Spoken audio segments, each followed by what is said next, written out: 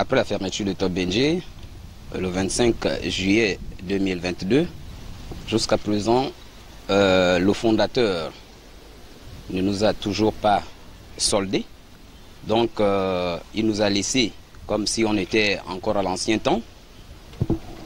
Jusqu'à présent, on ne comprend rien, malgré toutes les démarches entamées, mais il n'a jamais voulu répondre pour qu'on essaie de s'asseoir et d'en discuter. Alors, aujourd'hui, pour certains, 16 ans, 8 ans, 10 ans de boîte.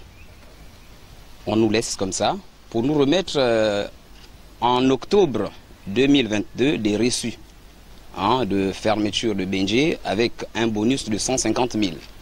C'est ce qui avait été noté. Bon, on s'est posé la question, bonus ça veut dire quoi? On n'a jamais eu une suite de réponse là-dessus. Alors si nous sommes là, c'est parce qu'on demande à ce que le fondateur de cette boîte, Maître Séraphin Ndao, réponde à notre préoccupation. Ils ne nous ont même pas délivré le certificat de travail. Donc en ce moment, vu la législation et la loi gabonaise, on est toujours considéré comme employé de Top Benji. Parce que ce dernier, il nous prend en otage. Il ne nous remet pas les certificats de travail, on ne peut pas trouver de l'emploi. Donc de ce fait, de d'août 2022 à septembre aujourd'hui où nous sommes, ça nous fait 1 an.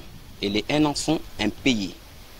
Donc on demande à Maître Séraphin Ndao, qui est pourtant un juriste, un homme de la loi, mais apparemment on se rend compte qu'il ne voit pas et il ne saisit pas la loi comme il se doit.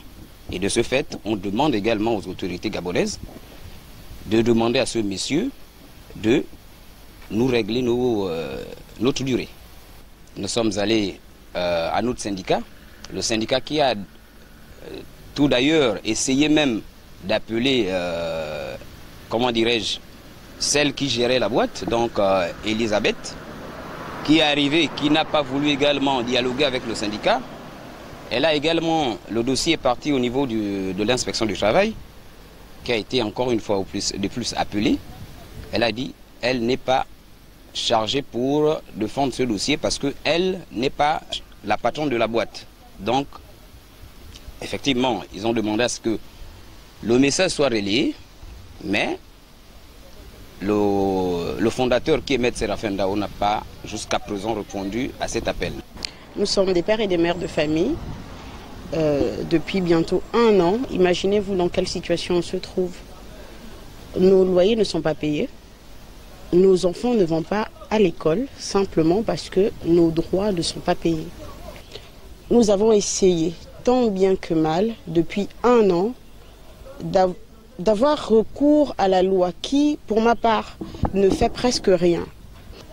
Nous avons attendu que l'élection présidentielle passe pour ne pas que l'on pense que derrière, il y avait des hommes politiques qui nous poussaient vers. Mais depuis lors, rien n'est fait pour régulariser notre situation. Qu'avons-nous fait pour mériter ça? Ce n'est pas le monde que nous demandons, ce sont nos droits, c'est pour nous. On a travaillé pour. Donnez-nous nos droits simplement. On n'a pas besoin de venir nous humilier en nous mettant devant les caméras pour demander ce qui nous est dû. C'est pour nous. Vos enfants partent à l'école, les nôtres sont à la maison. Nous également, on aspire à ce que nos enfants aient des diplômes, soient dans des postes importants du pays. Payez-nous.